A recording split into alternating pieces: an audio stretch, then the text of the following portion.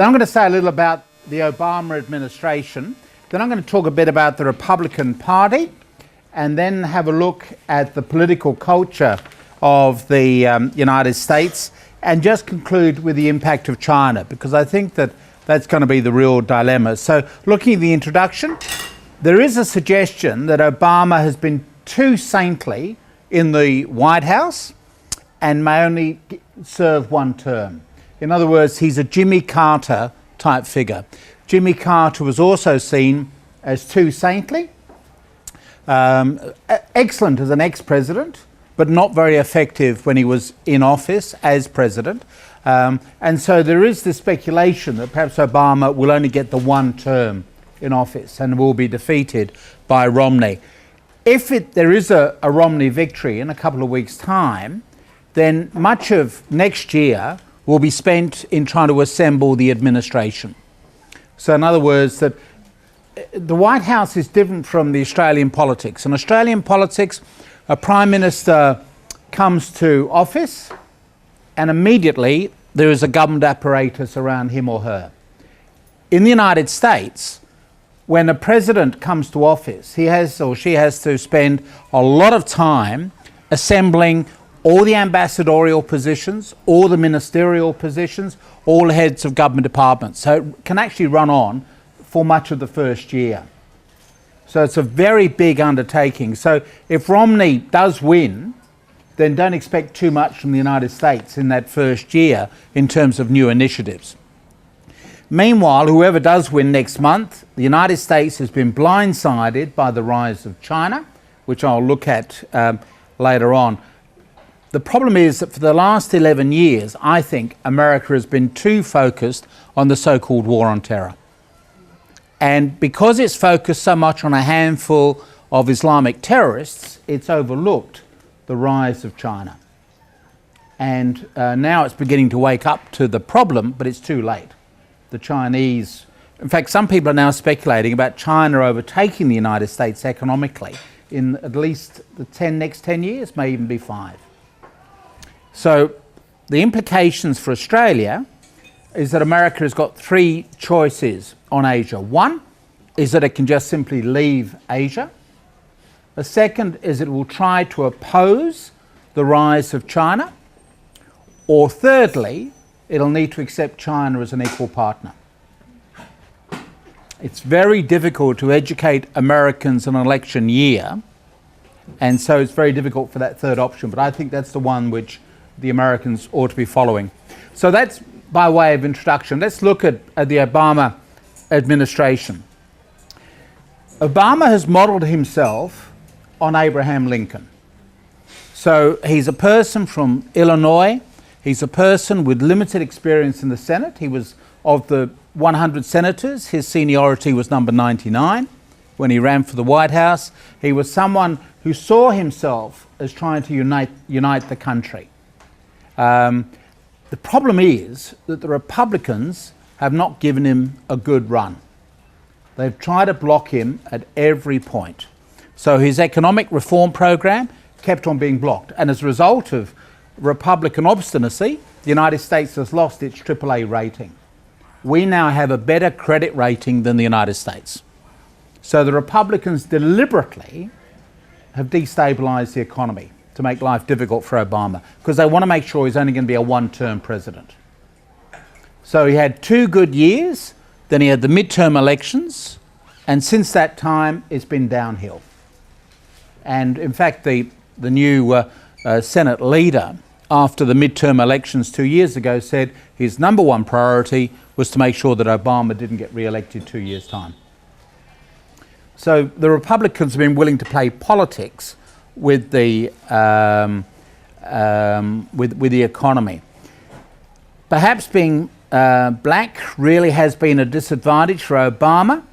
There is a term which I'm not allowed to use, but refers to a talented young black man whom one could allow in from the cotton fields to come into the house. I'm not allowed to use the phrase. The rumour that Mrs. Clinton put around 4 years ago was that he was going to be one of these tame, black young men. And if you just see the way that he moves, it's graceful. Any sudden movement by a black puts everybody on edge. So he moves like a ballet star. And Mrs. Clinton's argument is that he'll be no good in the White House because he will be intimidated by the military, by the public servants, and all the rest. She, of course, would have been a better president because, after all, her husband had been president, and she is part of the white aristocracy of the United States. Whereas whereas what you've got is a young black fellow who is being intimidated by the military and by the bankers on Wall Street, etc. So, as I say, perhaps he's been too saintly to get a second term. The key re-election factor are jobs and the economy, and all politics is local. So, although they're going to be discussing foreign policy in a couple of nights' time, it's going to be the economy that decides the fate for him. And meanwhile, of course, the banks have got away with their crimes. There has been no major prosecution of anybody involved in the subprime scandal. Do you agree with what Hillary Clinton says here? Are you in agreement with Hillary Clinton's postulation? Well, yeah, perhaps in red. I was a supporter of him, but I've got to say, perhaps they might have done better with her. Ironically. And in fact, I thought that perhaps Mrs. Clinton might be the vice presidential running mate rather than Joe Biden. I'd expected the two to change. So Biden, who's got a passion for foreign policy, would become Secretary of State. She would become vice president with a view to obviously running in her own right 4 years' time. So anyway, that chance is gone. Number 3, the end of the American dream is a nightmare for Obama. The American economy is still not recovering. It's the economy stupid. That was Bill Clinton's winning phrase, you remember? Still applies. Currently 43 million Americans are living below the poverty line. And what we've seen, I think, is what I call incrementalism. So what we've had is that, just to sort of summarise my approach to financial crisis in the United States, it's not a problem of George Bush. He just happened to be the person who was in the White House at the time. Instead, the problem begins back in around 1980. When the government at the time, so it's the Reagan administration, Mrs. Thatcher in Great Britain, started to reduce the strict control over banking, which had been introduced after the last Great Depression. And so I was keeping an eye on the abolition of the Glass-Steagall legislation, which separated out the speculative type of banking from retail banking.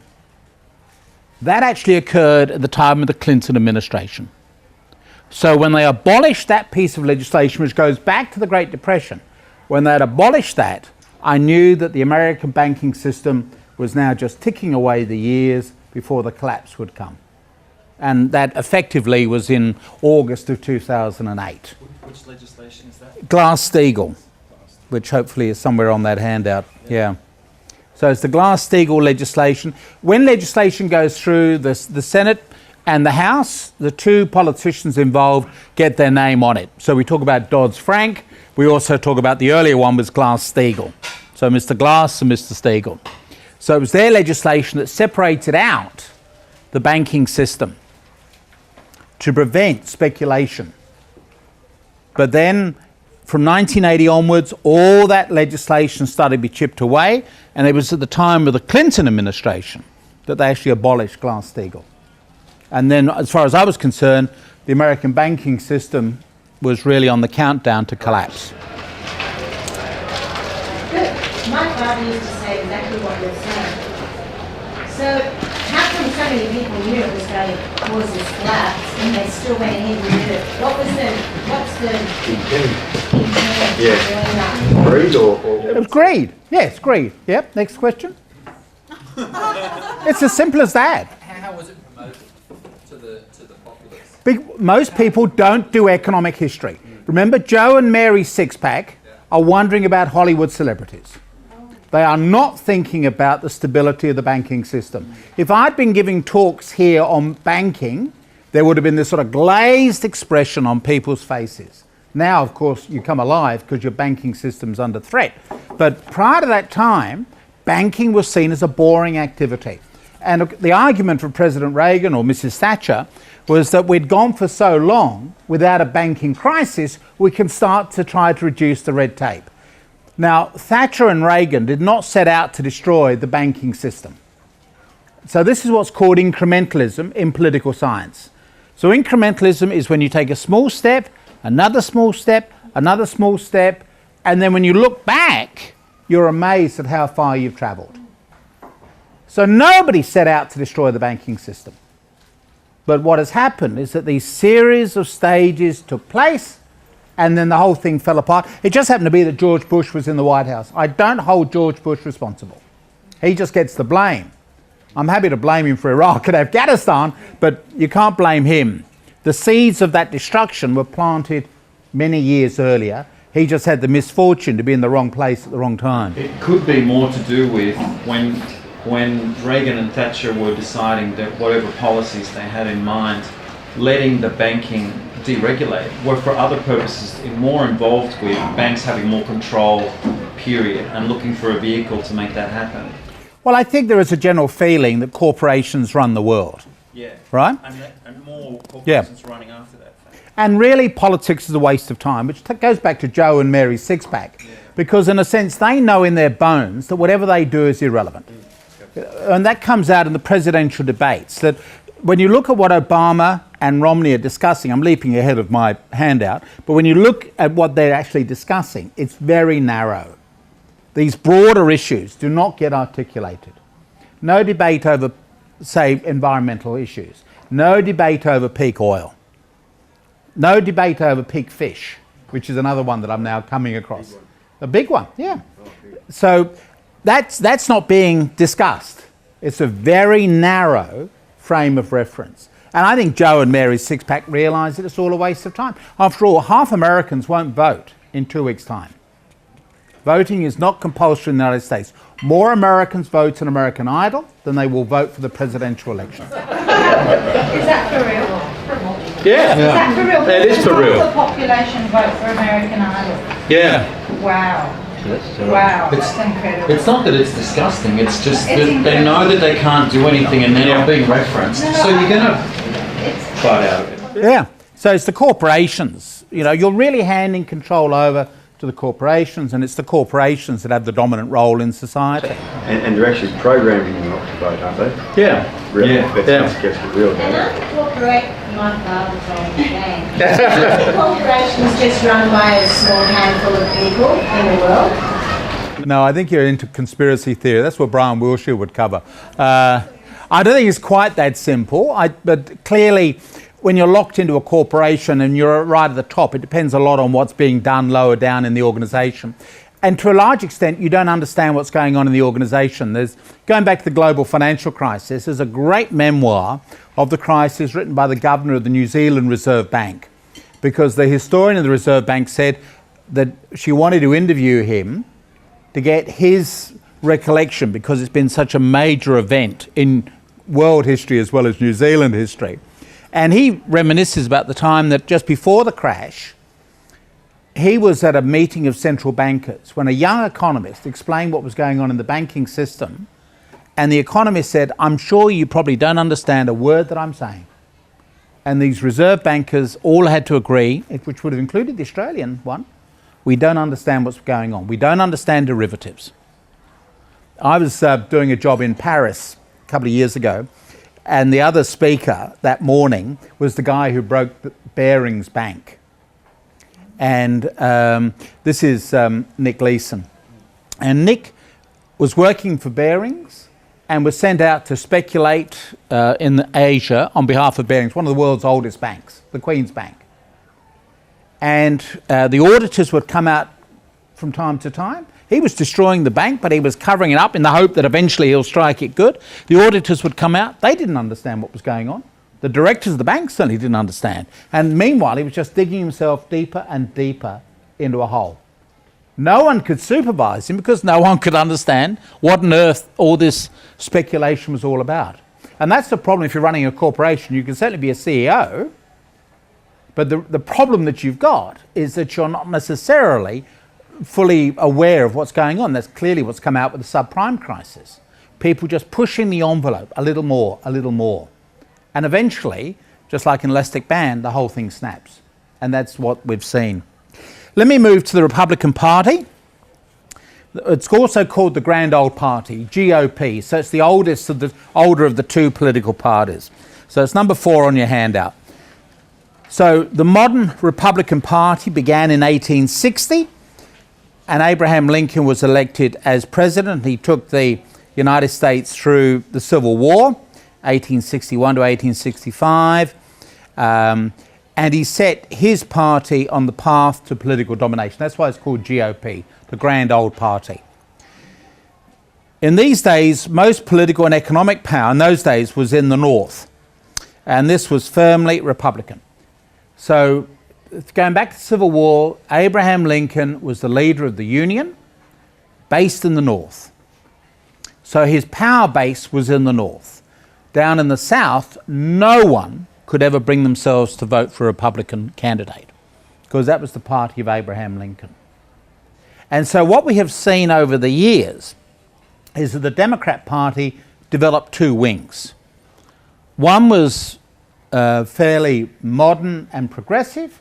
The other one was conservative and based in the South and accepted segregation. So you had actually 2 wings of the Democratic Party. Meanwhile, the Republican Party was based in the North. What is interesting is that that was seen as one realignment, the creation of the Republican Party. The next realignment occurred in 1932 and the Great Depression. The Republicans were held responsible, and so Franklin Roosevelt, Democrat, came to power with a broad-based Democratic coalition, what's called the Rainbow Coalition. So he brought together the city elite, the intellectuals, he brought together the blue-collar workers. And that Democrat Party then became the party of government. So it ran from 1932. Roosevelt kept on being re-elected every 4 years. Then he died in 1945. Who knows, he might have got re-elected again in 1948. His successor certainly was, that's Truman. And then in 1952, you get a Republican elected, that's General Eisenhower, the wartime hero. And he's elected for 2 terms. A moderate Republican. He would not now be at home in the present-day Republican Party. 1960, we're back to the Democrats, back in the White House. What is interesting is that the argument now is that Lyndon Johnson is one of the greatest presidents in American history, which is interesting, right? Because I was brought up to believe that the man was bad because he gave us the Vietnam War. Well, I was a demonstrator in those days against the Vietnam War. Well, yeah, that's right. The Australians all the way with LBJ. But what I find interesting is that Lyndon Johnson never knew much about foreign policy, which is why he stuffed up in Vietnam. But he had always been concerned about civil rights in the South. Remember, he was a Democrat from Texas. And what was interesting is that he introduced the civil rights legislation that made Barack Obama's election possible. Because he was the one who pushed through the legislation guaranteeing better treatment for blacks. So what is interesting is that Lyndon Johnson is now seen as one of the greatest presidents in American history because he made Barack Obama possible. As he signed the civil rights legislation into law, he said, "We have now destroyed the Democrat Party for a generation." And he was spot on. Because it enabled Richard Nixon to go around, GOP, to say, yes, we are the party of Abraham Lincoln, but we didn't do civil rights legislation. And so Nixon was able to capitalize on the hostility towards the civil rights legislation. And so you beget another transformation in American politics. The end of that democratic control of the White House and the rise now of the Republican Party to be the natural party of government. So you get that under Nixon, who of course destroyed himself over Watergate.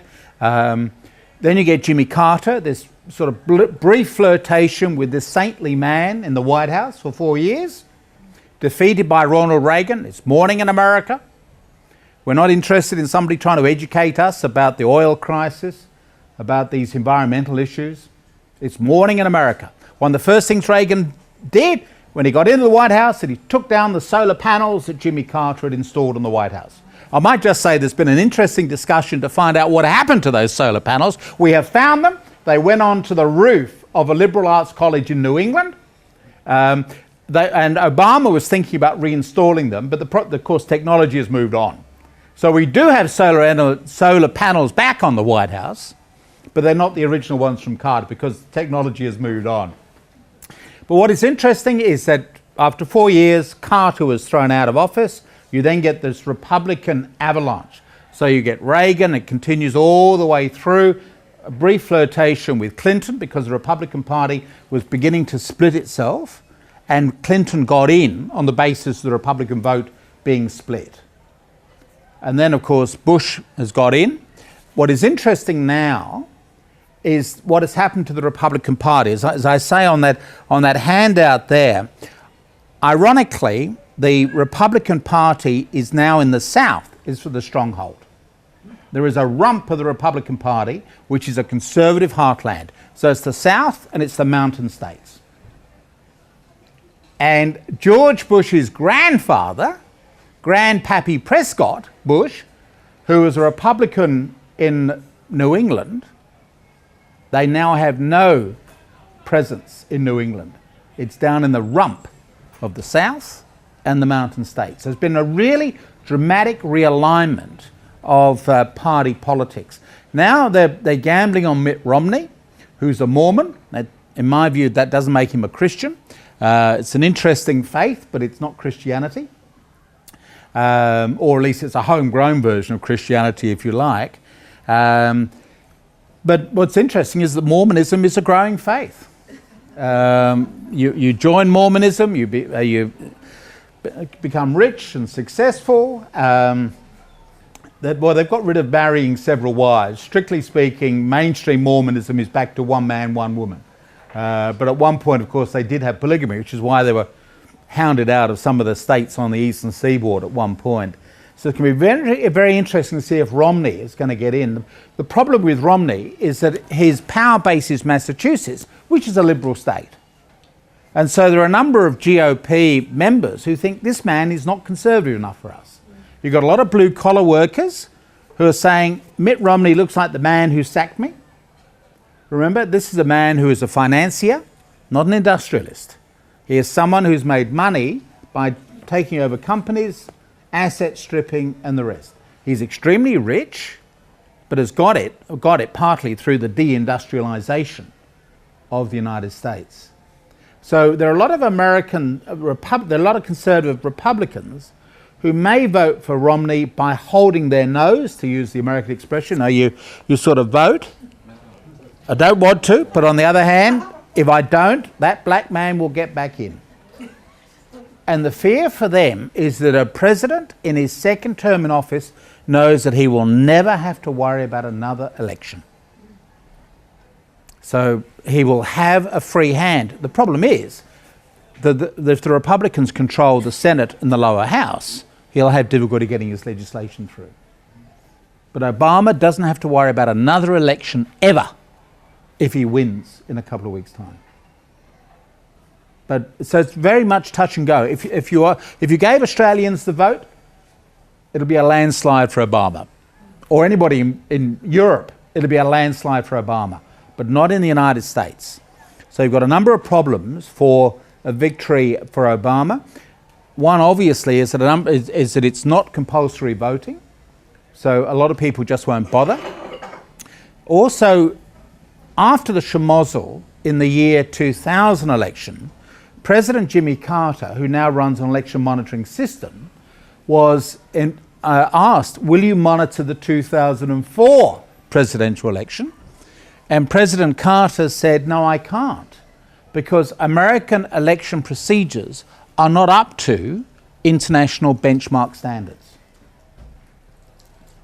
Because in the United States, you can get people struck off the roll for a variety of reasons. There is no standardized electoral roll. There is no guarantee that you get a right to vote in practice.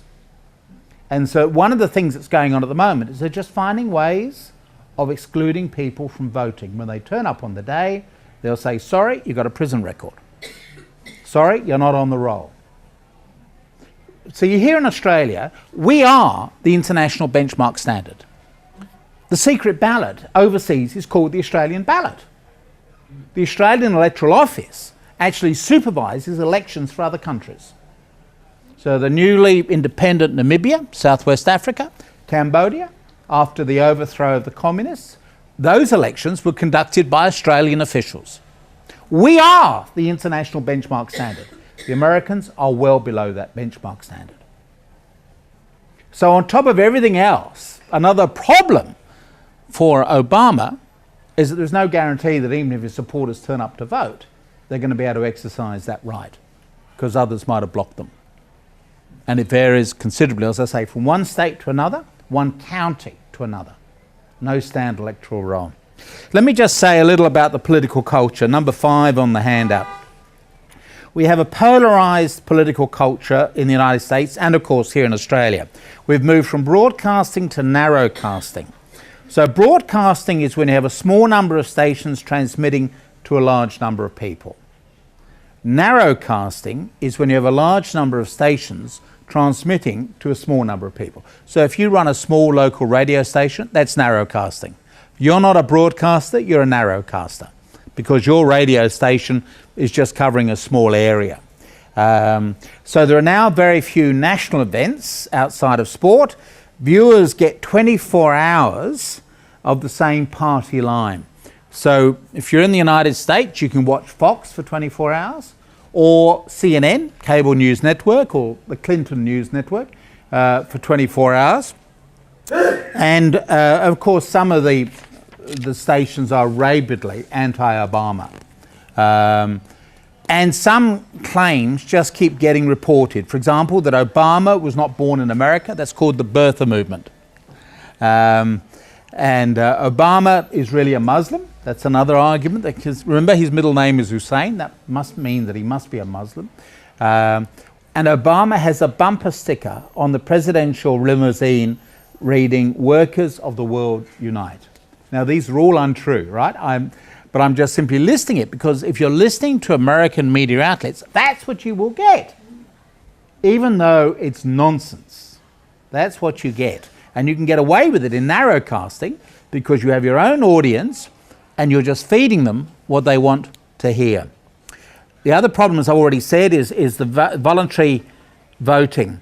Candidates not only have to get people to vote for them, they've got to get people to go out and vote in the first place, which is why you start out being much more extremist. You've got to mobilise your base.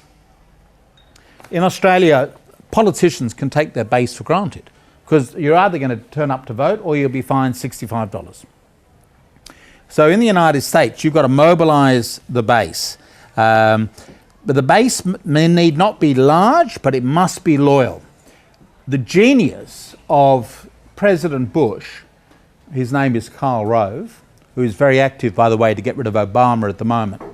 Karl Rove created the winning formula for Governor Bush in the year 2000. God, gays and God. We love God, we hate gays, and we think everybody should have a gun. And it was a winning formula. And they repeated again in the year 2004. So although it's a small base within the GOP, it's loyal. And what was interesting is that they were able, through God, gays and guns, to mobilise conservative Christians. Conservative Christians in the United States don't vote because they're expecting Jesus to come back at any day. There is a theological divide. Are you a premillennialist or a postmillennialist? One school of thought says, as a Christian, you are obliged to work for a better world. And that's one school of thought. John Kerapal would obviously subscribe to that point of view, the resident minister here. The other school of thought is to say, no, we want the world to get worse and worse and worse. And we also want to rebuild the temple, the Jewish temple in Jerusalem, which will mean knocking down the Islamic mosques. And then Jesus will return. What we want is the end of the world. Bring on that end of the world. Now, if you're expecting the end of the world any day now, then you don't bother to vote, because politics is sinful. They're all sinful people in Washington. But what Karl Rove was able to do with God, gays and guns was mobilise those conservative Christians. And that's what the Republicans are trying to do. But the problem is, conservative Christians are suspicious about Mormons. That's why I talk about this holding your nose when you vote. Are you actually going to vote for a Mormon? Well, you might do if the alternative is to have a black man return to the White House. It's a very interesting issue. But for me, it's fascinating as a way of how false rumours continue to be spread. America at the moment is having more people buying more guns and ammunition than ever before in its history, because the Republican Party have convinced people that Obama is going to abolish guns. Now, you can't, it's written into the US Constitution, but it's no good trying to have a rational discussion on this. People are convinced that in his final 4 years in office, Obama will try to disarm Americans. And thus they're stocking up now. And the slogan which they use, I love my country, but I'm scared of my government, therefore I've got to have a gun to defend myself. It's a really polarised political culture. The media's impact on politics. The media are agenda setters. They don't tell us what to think, but they do tell us what to think about. Politicians used to be leaders. Think of Roosevelt or Churchill. Now they are followers. They find out where the crowd is running and they run in front of the crowd, and they then replay the fears. And we've seen that since 9/11. The lack of leadership by politicians. Just replaying the fears to people. The average American stands almost as much chance of being killed by furniture as by terrorists. Politicians used to tell people what they needed to know. Now they tell them what they want to hear. Remember, it's very interesting to go back to President Carter's speech when he tried to educate Americans on the looming environmental crisis, issues of peak oil, etc. He tried to educate them, and he destroyed his presidency. Which helps to explain why I think politicians become so cynical. Because they take the view, look, if I try to do my job properly, it's not going to get me anywhere.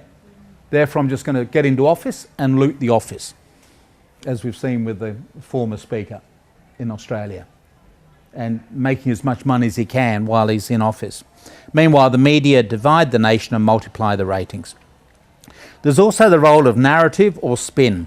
There are many facts and many interpretations, what people would call postmodernism. Therefore, data can be found to justify virtually everything. Narrative holds the facts together. So narrative is very important. Hence the rise of spin. You need to be able to create a good story. It doesn't have to be true, but it has to be a good story. Thus, the ability of a politician to be able to tell a good story, to hold it all together. If you want to see how it's done, watch the movie Wag the Dog. Wag the Dog, when it was first shown, got nowhere. It's about an American president who gets into trouble with a young woman in the White House. And when people saw the movie, they said, no president would ever tamper with a young woman in the White House. A year or so later, we get the Lewinsky scandal. And Clinton, to divert it, Clinton after all was a great leader of men, but a great follower of women. Clinton, to divert attention, then started to bomb Iraq. And a number of us were saying, this is just like Wag the Dog. Wag the Dog is a movie that's based on the idea of a president who is caught tampering with a young woman in the White House. They bring in a spin doctor, and the spin doctor says, well, what you've got to do is to go ahead and invade Albania. Most Americans don't know where Albania is. Don't worry, nobody will be injured. We'll film it all in Hollywood. And so it shows you how you can make a war in Hollywood. It's a brilliant movie. It's almost 20 years old. I still recommend it. It's a really good movie. It's actually based on a real event. It's done by the work of Hill and Knowlton. Hill and Knowlton, based here in Australia as well as in the United States. Hill and Knowlton, and they will tell you they're a respectable company. They won't do coups. But the claim to fame of Hill and Knowlton is they got America into a war. In August of 1990, Iraq invaded Kuwait, maybe with American collusion. We just don't know what the US ambassador, April Glaspie, actually said to Saddam Hussein.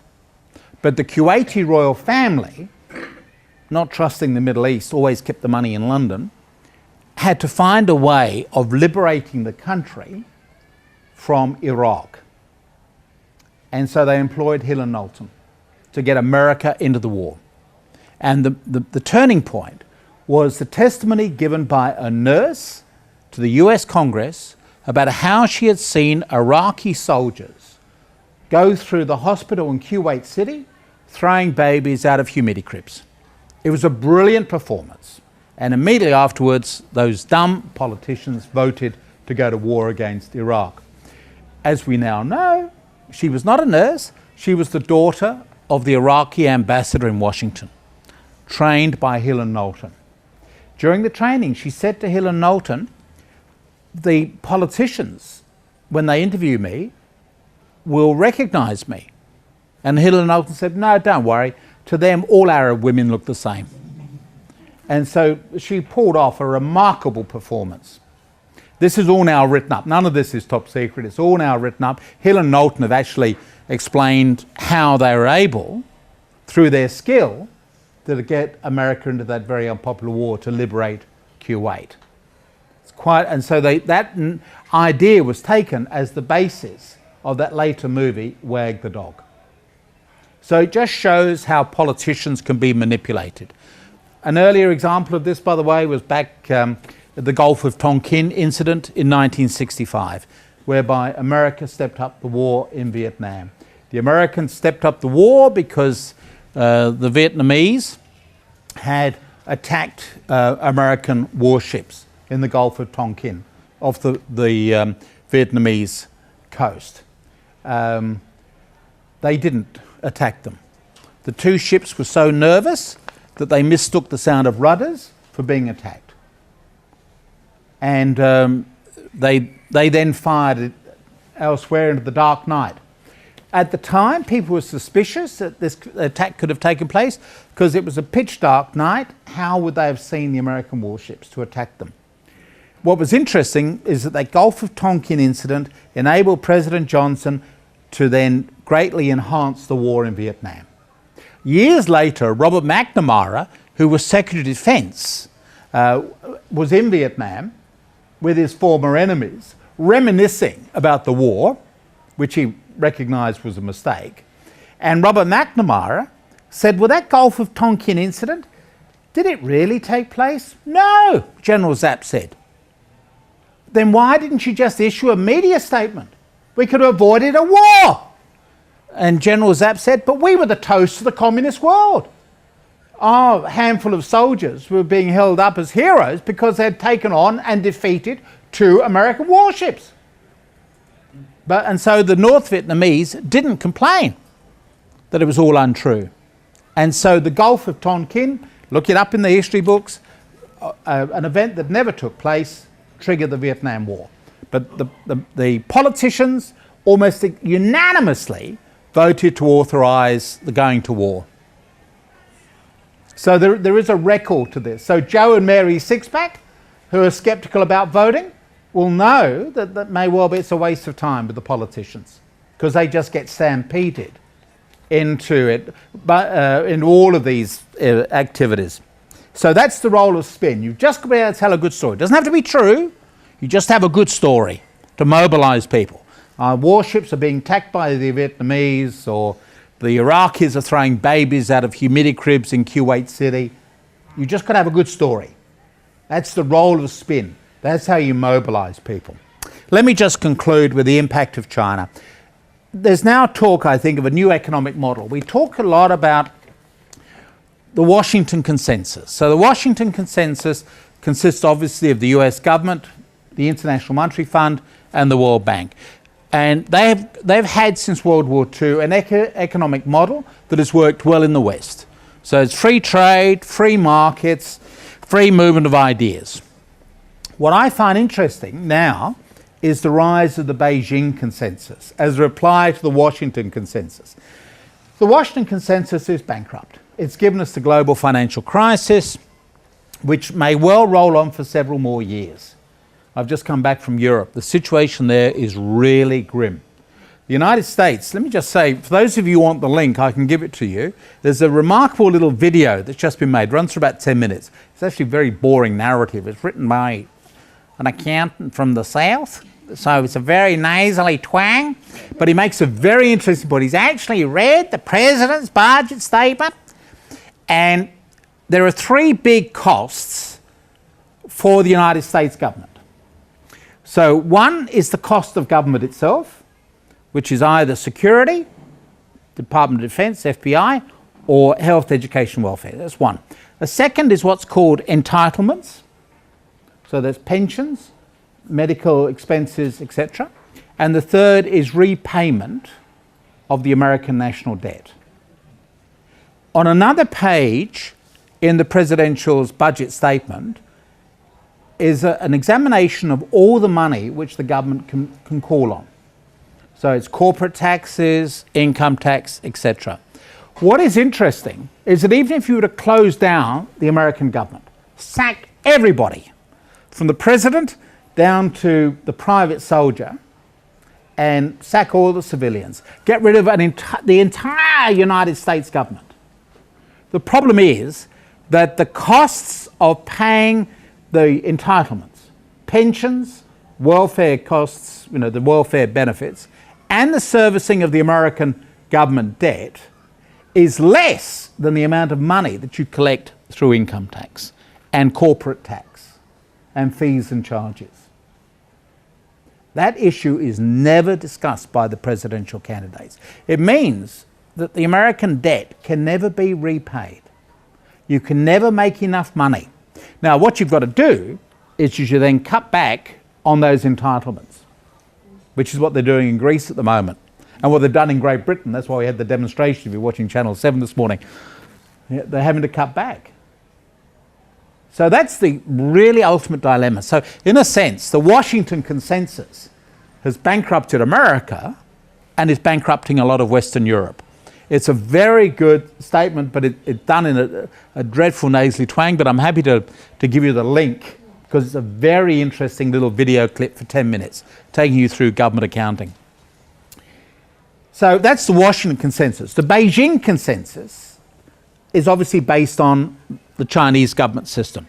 It's long-term planning, it's minimal attention to the diversions of politics. If you're watching one of my Channel 7 segments this morning, we already know who's going to be the next leader of China.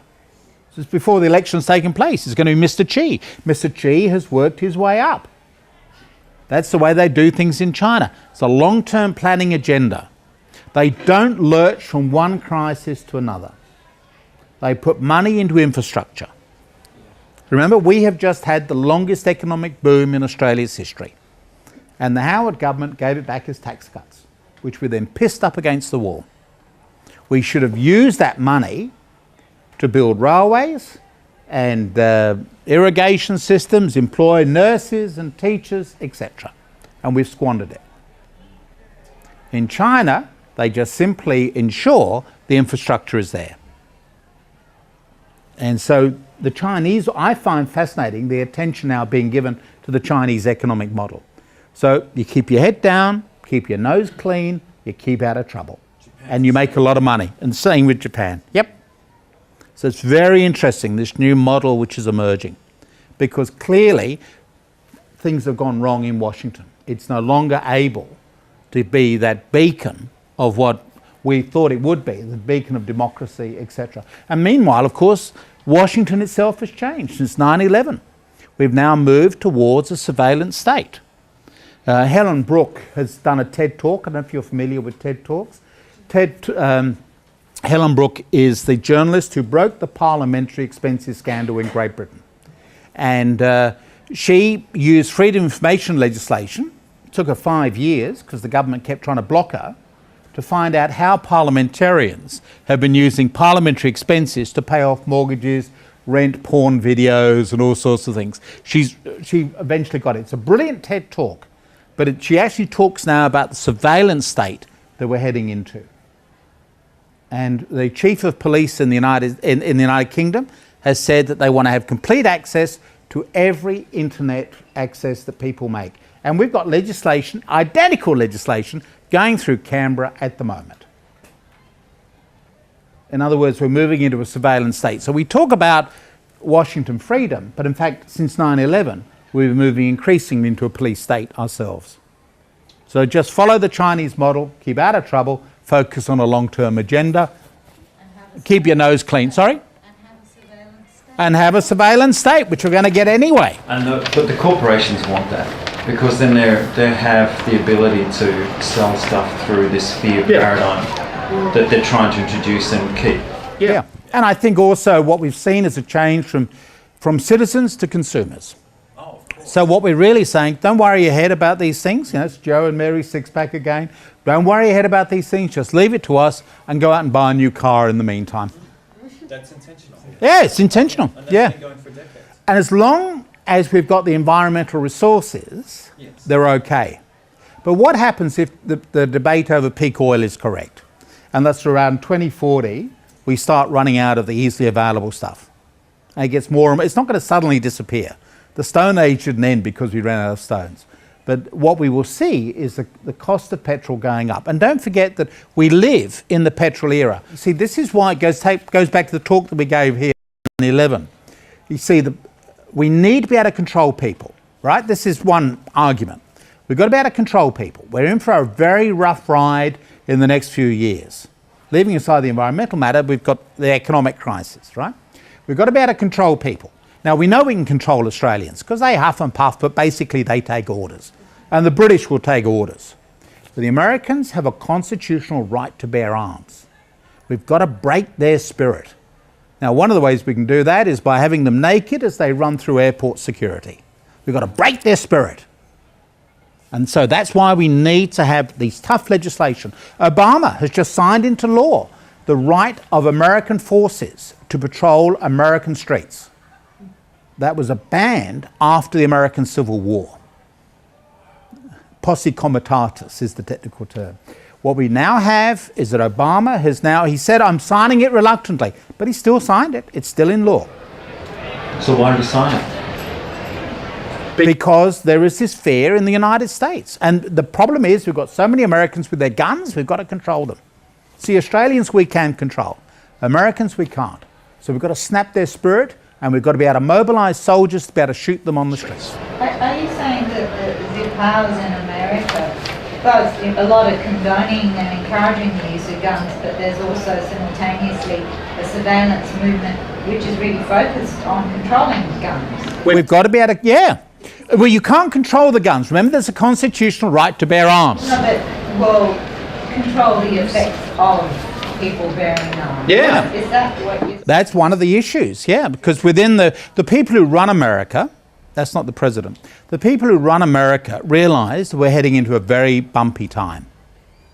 Therefore, you've got to be able to control them. So they're scared of, I guess, which you don't, riots, say you have in England or you have in other places, are they scared that if there was rioting in the States, there'd be people with arms? Well, we know that's the case. You look at some of the riots, go back to the 1960s, and the violence of the riots that we had. I don't remember. Oh, you're very young, you're very lucky. But we had... But yes, that is obviously their worry. With all these number of guns, they can't restrict the right to bear arms. But the worry is that Americans are just so damn ornery. How are we going to control them? A discontented population could be very dangerous in the States, Absolutely. like probably nowhere else. Is that Exactly. Yeah. okay? Yeah. I'm with you. I'm with you now, because it's a kind of difficult idea to get your head around. It is, yeah. Yeah.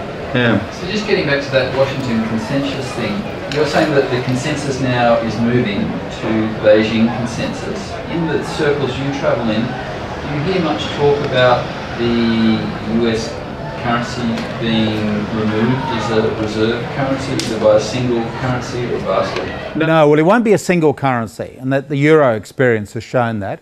I think what we will see eventually will be people using things alternative to the US dollar, and obviously the renminbi at some point, which is the Chinese currency. Chinese yuan, renminbi will eventually become convertible and will be a currency. At the moment, if you have your currency a reserve currency, you are in a straitjacket, as the British found and as the Americans have now found. So the Chinese are trying to delay their rise to greatness as much as possible. But eventually, that's obviously one key currency. That's obviously what was hoped for with the euro, which is the triumph of political ambition over economic common sense. France and Germany hoped they could create a currency that would rival the US dollar. And for a while they did. And of course the other one is we talk about the die zone. Dollar, yen, Japanese currency, and the euro.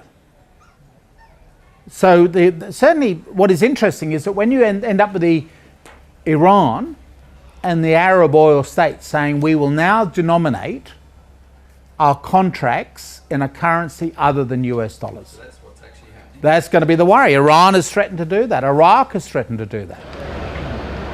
And may I add, is the reason why our Australian dollar is so high is because other world countries are buying our dollar as a good alternative to the American dollar. Yeah. I'm not wanting to appear too naive, but you did throw it out there. You said point blank that someone other than the president is running America. Good question. Yeah. Mine too. Well, who does? That's our problem. When you actually look at, when you come to, the problem is that we've elevated the role of the president to this grand role, but whoever does become president actually has very limited power. John Kennedy, for example, when he was president, so we're back half a century ago, Kennedy used to say that he had one policy and the State Department had another. Let's go back to the Cuban Missile Crisis, the height of the crisis, when the Soviets and the Americans were looking at a way to defuse the situation. Khrushchev sent a message to Kennedy saying, well, we remove the missiles from Cuba if you remove the missiles from Turkey. Kennedy immediately sent a message back saying, I've already done that. They've gone. Khrushchev sent a message back saying, have you checked? Fact is that Kennedy had issued the instruction because it was so close to the Soviet border. Somebody could have walked over and captured the American missiles. So Kennedy had made the decision, removed the missiles. The Pentagon refused to do so. So Khrushchev was actually better informed about American missiles than the president, who assumed that because he had signed the order, that it would be carried out. I mean, the fear of what you're saying, it sounds verging on, you used the word before, conspiratorial, yet you dismiss that word. So how do you answer that there's someone other than the president running the country? Well, the reason I don't go for conspiracy, you've got basically two approaches to world affairs. One is conspiracy, the other is cock-up.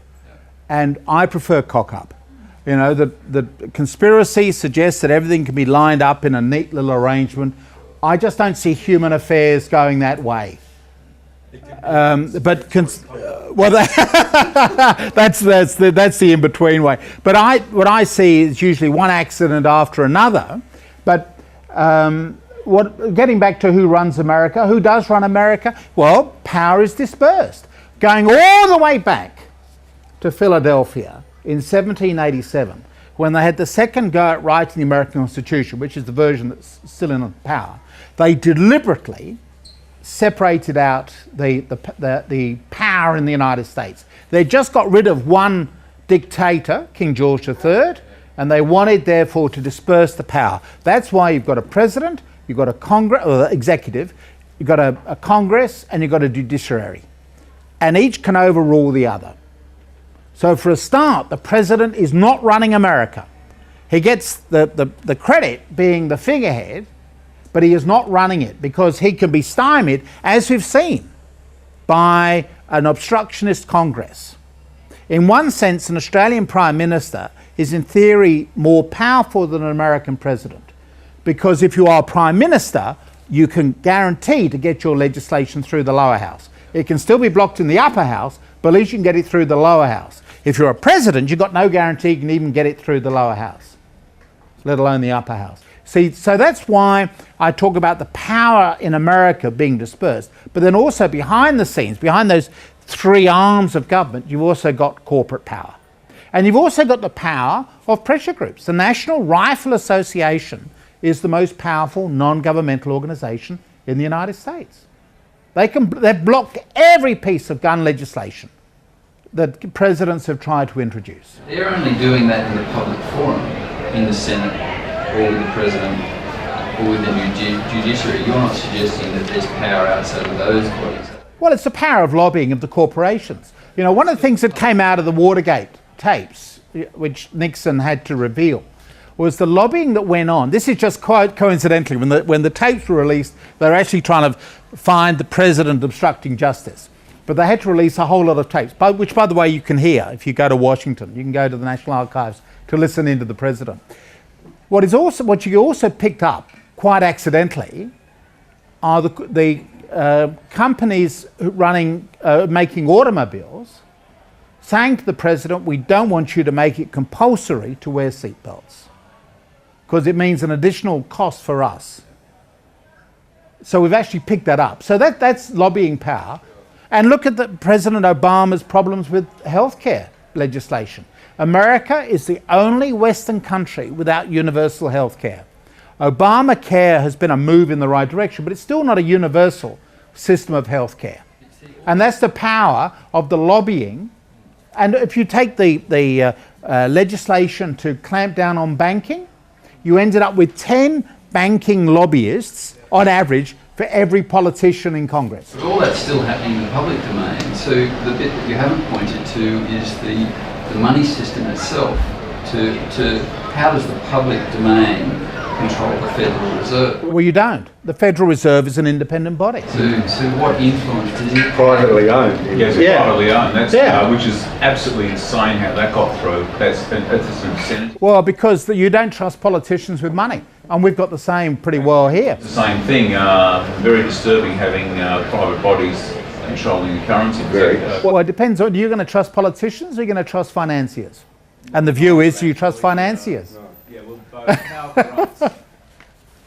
Sorry? Power corrupts. Exactly, absolutely. I don't think this man's comment is that the Federal Reserve shouldn't be independent. It's just that he said the Federal Reserve is privately owned. Like, I don't imagine having a judiciary where it's privately owned would be particularly useful for the whole populace. So the Federal Reserve being privately owned seems to infer that there's going to be some advantage to some people. Do you see that carried through in action? Well, if you're part of the 1%, clearly the economy works for you. And that for me is an interesting byproduct of the Occupy Wall Street movement, because it's trying to change the dominant narrative. And they're not coming out with a clear program of reform. They're just simply saying the entire system is rotten. But if you're one of the 1%, that means you're 30, you know, it's a few million Americans, it's 300 million, so you've got 3 million Americans who are benefiting from the system. I've been reading about the reserve thing, and some people say yes, it's private with the documentaries that we've been watching, but there are even some people that say that the federal is government, you know, kind of structure. But the dilemma is that the money structure is centered, and that they deliver directives to do what they're doing. I think the fundamental construct is to decentralize the currency and have local currencies do what they want. Because if a government owns the bank and owns to print money in its entirety, then the dilemma in history, as best as I've read, which is nothing like you, but from what I've read, the governments default to printing lots of money to get the funds to do what they want. Well, if you're worried about that, go back to the gold standard. From Australia's point of view, it'll be good news. We can reopen all the old gold mines because suddenly there'll be a dramatic increase in the price of gold. That's really what you want. You want honesty within the currency system. See, if you think back to how money is created, it's obscenely easy. You just print it out, yeah. But I'm not just talking about quantitative easing. I'm talking about how banks create the money. $9 for every $1 deposited. It's a joke. It is, absolutely. It doesn't matter whether it's private or government. That's right. That's what they do. Yeah, which is exactly. why you've got to restructure the centralised control of currency. They're printing money out of thin air on nothing. And they're doing it with that construct. You decentralise it and take that power away, and then you do it to the people who actually produce things, as opposed to people leveraging using money as a commodity. Then that whole structure changes, and the 1% of power that the people in their structure think that they have actually is worthless if you reevaluate what the unit. Sorry, well, I think we better move off the money. Yes, sir. Yeah. I have a question. You say the Americans say we must control everybody. If necessary, using a police state. Why is that? Yeah, pretty well. Moving towards a police state, yeah. Why is that? Why they have to? Well, what we've seen since 9/11 has been an overturning of the American tradition of civil liberties.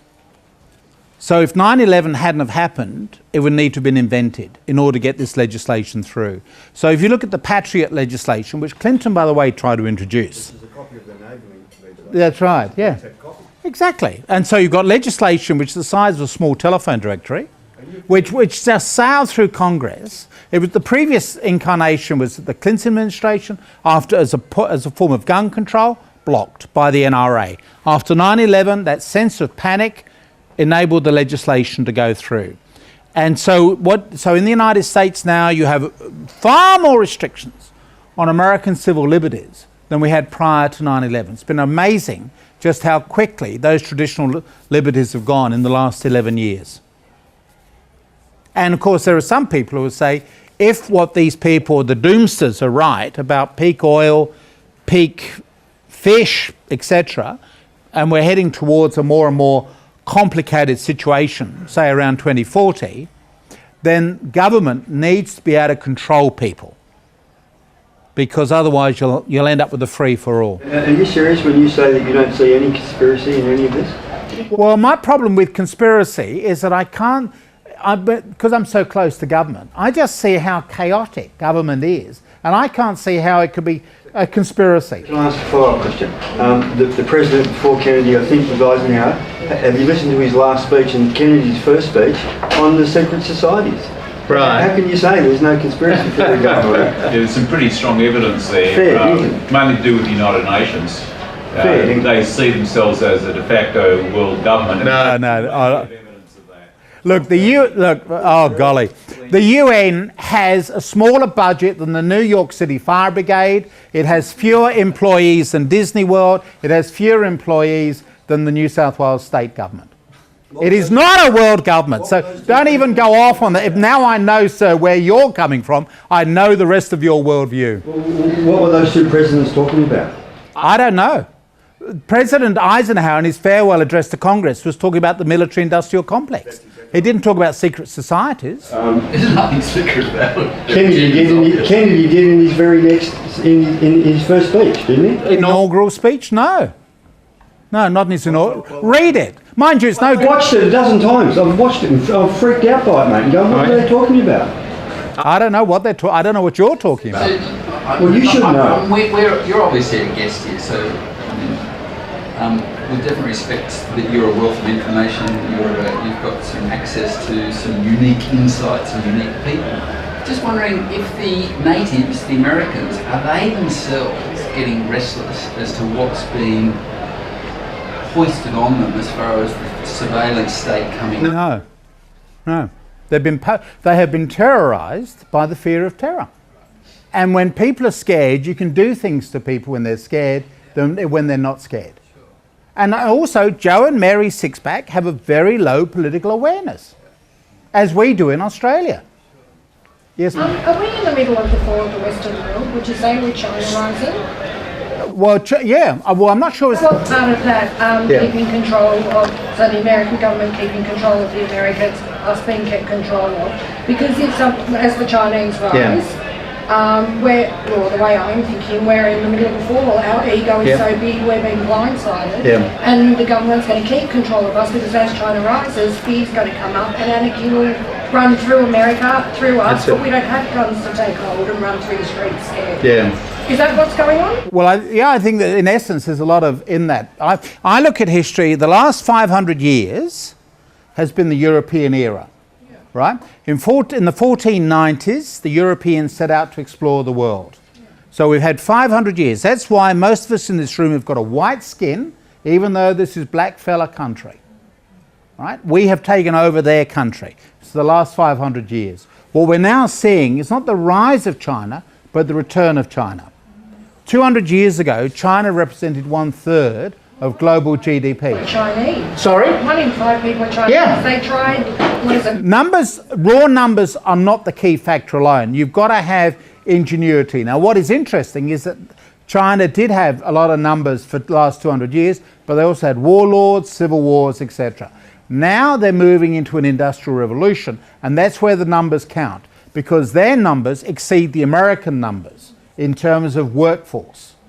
So in the West, an unemployed worker is seen as someone to be discarded, whereas an unemployed worker in China is seen as tomorrow's employee. And in India, it's even better, because the problem for China is that it may grow old before it grows rich, whereas India is continuing to grow with its population. And so that's why I say you keep an eye not only on China, but also in India. 90% of the babies born today are being born outside of the white world. But why are we selling everything then? Knowing what we know, why the hell are we selling everything to China, moving everything to China? It's almost like we're handing it to them. Economic rationalism. Madam, it's not written in the sky that you should succeed in life. Well, it certainly isn't. No. It's not written in the sky, therefore you can end up with politicians who are wrecking the economy for short-term gain. That's called new right economic rationalism. It's short-term gain. That's why we're so critical of the Howard government and how they treated the surplus. They just gave it back to us as tax cuts, which I hope, madam, that you then invested in steel mills or in infrastructure or dams. Possibly China. Yeah. But you see the problem that we've got, that we're living in the dominant paradigm in Australia is that of short-term economic gain. Do unto others before they get a chance to do it unto you. Look after number one. Hey, that's a Western ego thing. The Chinese aren't sitting there doing. Of course, that's why I talk about the Beijing consensus. I know you are. Yeah. I find that frustrating, like even arguing over dollars and things like that. Yeah. They're sitting there quietly, getting power by the minute. Yep. Certainly doesn't have a stone. What's the concern with that, though? I mean, the whiteys have had it for the last 5 Yeah, that's 500 years. We've had a good run. We've had a good run. You're making it a racial issue. For me, the concern is, it's not, well, it's not. It's actually not. It's about, if you look at the way the Chinese run their country, I don't want to live under that kind of rule. I want my freedoms. It's not actually about whether they're Chinese physically. It's about, like you look, they don't have any rights. If you look at, is it Falun Gong? They can't have any groups like that. They can't have any rights if it's against the government. If they take rights, in my mind, it's a matter of how they run their system rather than what colour they are. I don't want to live under that kind of... Can I just make a comment about Falun Gong, which I find interesting, because one of the worries for the Chinese leaders is that they've embarked on a very un-Chinese economic program, which is Western-style consumerism. The Chinese do not have a civilizational mission. Now, the British, when they encircled the world, had a civilizational mission. The French did, the Dutch. The Chinese don't. The Chinese, in their attitude, is we're here to make money and we'll do deals. That's all they're about. Now, let me finish. 200 years ago, McCarthy, on behalf of King George III, visited China. And the British said, look, we are now running this industrial revolution. We are making manufacturing goods. You've got also your resources, can we trade? The Emperor of China said, I'm not interested in any of your Western trash. And 30 cartloads of presents just rotted away. The Emperor was not interested in it. Because in those days, a Chinese gentleman was someone who spent his time writing poetry and doing calligraphy.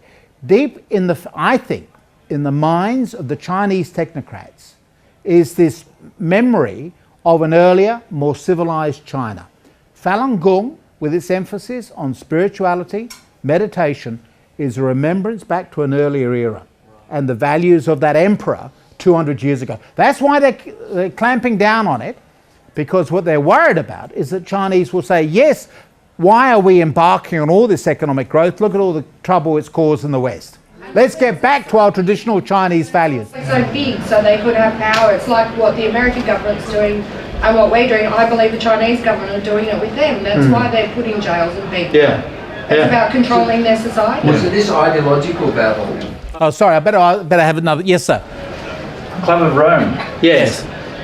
The limits to growth, 1970s. 1972, yep. Made many predictions. I've read that the median predictions they made are accurate, and I've also read that they were grossly alarmist. Would you care to fill us in, please? Yeah, well, you should read the third edition of the report. We're basically reaffirming what we were warning about with very primitive computer projections back in 1972. At our meeting in Bucharest this year, which was 2 weeks ago, we actually had a look at the graph from that the original 1972 volume, and we were able to plot where we were in terms of the consumption of raw materials. Now, some people have said, yes, the Club of Rome didn't pay attention to all the new sources of energy that could be opening up, for example. In Canada, for example, may well be a new Saudi Arabia. But then by the same token, we didn't factor in the rise of India and China. China is now the world's most important car market. We did not predict that in 1972. And cars are important because there's no old age pension. So in China, a family will buy a car for their son to increase his chances with the women, because whoever he marries will be looking after you in old age. So there's no old age pension, so you have a car to increase the chances of your son getting a good woman to marry, because she's going to look after you in old age. So that's why China is now the most important car market. In the United States, only 10% of cars sold each year are going to people who've never had a car before. In China, it's 90%. It's a whole new field for cars. Now, we didn't factor that in. So we reaffirm, therefore, 2040 is when we start running into problems. Now, it's not just resources, but it's also peak fish. Which I'm picking up that phrase, oh, gentlemen, oh, here we are, yeah. The peak fish issue. Is that your term, Keith? No, but it's one that's going around a great deal, because the notion of a resource peaking, it goes back to Dr. Marion King Hubbard, who talked about peak oil. He was able to predict when the Americans would peak in their oil production, which was 1970, and he got that right. Very controversial, but he was spot on. He talked about the year 2000 for global oil production. And some people are saying we're also now moving into that era. But people are now using this notion of peak fish to apply to the decline in fisheries. And like you say, that it's coming from the fact that the seals are eating the penguins, because there's not enough fish for the seals to eat. And that's where it's coming from. That's the information coming out of the fisheries boys and girls. That's interesting. Yeah. That's what's going on. And you've also got issues of peak food as well, so, yeah. I've bought a book recently called Peak Everything. Is that so you can just get really depressed? But you see, this is what I say about the US presidential debate. It is very narrow. And we'll be focusing a lot about whether or not the president's looking tired and run down and whatever, or Romney's underwear and whether Mormons wear special underwear. That's the sort of the debate that took, like for example, we've done with Julia Gillard on her trip to India and her falling over in the grass because of the heel. We ran that time after time. There are we are about to start selling uranium to India. We are overturning a policy that was laid down at the time of Whitlam and Fraser, and is being reaffirmed by every government along the way, including the Howard government, and we're now about to overturn it. Meanwhile, the big story out of India is the Prime Minister has got her heel caught in the grass. So that's what I mean about the media coverage often being very narrow, and these big issues like peak everything just doesn't appear on our radar screen. Well, there's the Chinese rate of growth, their targeted rate of growth, which was 10.7% when I was there. It's easy to work out that you'll need a new planet every 30 years to sustain. Yeah. Look, Keith, you'd be happy to know that my radio has got nothing to do with narrow in terms of the content. With everything that you've just said, do you not think that the fundamental point of change would be restructuring money? No, I don't think there is any one magic key to solving the problem. That's my difficulty. That if it were, then it would give us an idea. I belong to the Economic Reform Australia. I read all that stuff about new money, systems and all the rest of it. I don't think that alone is going to solve our problems. It won't solve the problem we're talking about, peak everything. I'll rephrase. I didn't mean that would be the fundamental point for everyone to change, but with everything else that people are interested in, be it sustainable food and so on and so forth, do you not think that a foundation of restructuring money would help that kind of... Well, it might help, but I've got other agendas. I'm concerned about sustainable development and avoiding peak everything, which is what this gentleman has just raised. Do you think us joining the United Nations Security Council? I know. It sounds like a really bad idea from the reports. I guess they're more important things. But Rwanda got more votes than Australia did. That's a separate issue. I've just got to go you've just jogged my memory. I've got to dash out of here to do a radio program. Thank you. Let me just... UN Security Council. Yeah. I haven't asked my question. My question was, do you think that might make Australian journalists actually look a little bit more globally rather than worrying about Julia Gillard's heels? No. Okay. I think that our problem is that people are locked into a very low level of political reporting. Look at me, I get 5 minutes in the morning, or I had 2 lots of 5 minutes this morning. Because we know from our viewing figures that people just want to keep stuff very basic, very simple. They just want something very superficial. The issue that the gentleman here has raised about peak everything be very difficult to cover. I'd get 5 minutes, but then then we'll have to move on to sporting results or whatever. Haven't we been trained though to only accept? Well, look, it's a chicken and egg argument. Someone who works in the media, I've got to have programs that appeal to you, right? Now, you don't watch anything anyway. But what is interesting is that it's a chicken and egg, and how do you therefore break that cycle? And how do you end up with people who are more demanding? Now, what I find fascinating is this new era with the internet, etc., and the demassification of the mass media, that you've got people who now go to other sources. So a lot of people have just given up reading newspapers, but they will go online and they will just move around looking for information. So the newspaper model is broken. Traditionally, they've made money through advertising, but it just doesn't seem to work. We've got no new model to replace it. Therefore, newspapers in the world are collapsing. So really quickly, any change would have to be from the bottom up. Yeah, it has to be. My view is that you don't think your way through to a new way of living. You live your way through to a new way of thinking, right? In other words, that instead of trying to be very rational, because I don't think it works, I think there are real limits to rational debate and the notion of scientists talking to each other, I think that just doesn't work. But I think what happens is that reality changes and that forces changes upon yourself. And if we're moving into this peak everything the gentleman here has mentioned, then we will be forced to make changes.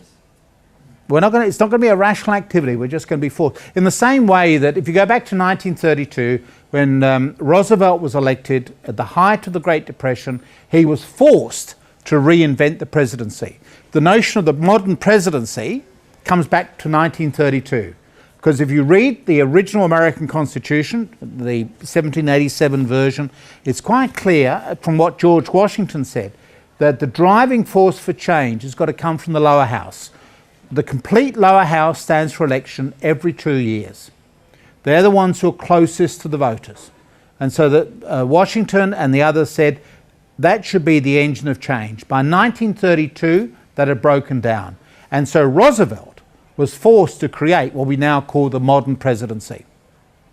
And so it is reality that forces change on people. And so if we're getting into this era of peak everything, then we will be forced by reality to start making dramatic changes. And when that dominant paradigm changes, you can get all sorts of quick changes. Now, Phil's standing up. I accept what's being said about that it will be driven from the bottom up, and you seem to acknowledge it, but I'm just wondering whether or not within the politicians, do you have faith that there's a far-sighted view of a sustainable way to meet the future conundrums? Not amongst politicians. I mix with them too often. A lot of them might be like that before they get into office, but once you get into office, you are mugged by reality. SBS have had two very interesting French documentaries, but they're in English, two French documentaries on Obama. And they've interviewed his key staff. And what is interesting is the extent to which Obama was mugged by reality. You know, members of Congress should be willing to wreck the American economy to prevent his economic reforms to go through. He never thought that would happen. So he was mugged by reality. And when you've got individual egos and people who are worrying about re-election, etc., is the point the lady here has raised, you've got individual egos, people put their egos first and they don't worry about the long-term consequences. So I would like to think there are politicians who take this long-term view. Let me just say, there's another phrase here. A politician knows what to do, but doesn't know how to get re-elected after he's done it. So a politician who'd start talking about peak everything, for example, would not get re-elected. So that's the challenge. Because you'll end up with another politician coming, like Jimmy Carter. Go back to Jimmy Carter's, there's a brilliant speech that he gave, warning Americans about the looming problems. Reagan comes along and says, it's morning in America. We've had enough negativity from this Jimmy Carter. It's morning in America. Go out and spend. And of course, it's now the morning after in America. But Americans wanted to hear that message of hope and optimism. Even if it was not true, they wanted to hear it. And Julia Gillard hasn't mentioned the carbon tax for the last year. Right. Not a vote winner. Not a vote winner, no. Okay, I think there's a question over there. Was it? There's the Malthusian sort of effect there, peak everything. So why are we having this coal seam gas and prime agricultural land and the Murray-Darling environmental flows, which basically are going to destroy 40% of Australia's agriculture? It just does not. Coal seam gas, Australia floats on the stuff. Yes. It's been discovered left, right and centre. It's not the case we've got a shortage of gas. There's huge amounts of it. Why on earth are we shooting ourselves in the foot? Again, greed. It's insane. I know, it's greed. The Gorgon oil field in northwest Australia, where I was a few weeks ago, will take Australia from being the fourth largest producer of liquefied natural gas in the world to number one. Australia floats on the stuff. Exactly. Why are we wrecking prime land? Individual greed. Yeah. And both political, probably 80% of Australians think it's a load of rubbish. So why on earth do our politicians who work for us, I suppose? But they don't. That's your problem. They don't. And that they are reading the scripts that are produced from within the bureaucracy. The job of the politician is to win elections, not to govern the country. The people who govern the country are the bureaucrats. You've seen Yes Minister. People think that's a comedy, but it's actually a documentary. Okay, I think, have we got to go now, Keith? Yeah, well, I'll just go down the corridor here and do the interview. I'll do it over my mobile phone. I think there's one more question there, is it? Has anyone got any more questions? I was just going to ask, what should little old average me be doing to... what should I be doing? Help the community gardens. Well, community garden, yes, there's a lot of local initiatives. I think what is interesting that people have dropped out of politics nationally. But keep an eye on what's going on in Detroit. Detroit is fascinating. Detroit was the motor town capital of America. Now the factories have gone. The prairie is actually taking back the factory land. But what is also interesting is the Renaissance movement in Detroit. And so whoever said the market gardens, you're quite right. We've now got gardening being done on the south lawn of the White House with Michelle Obama, first time since World War II. So community gardens. So that's certainly an option.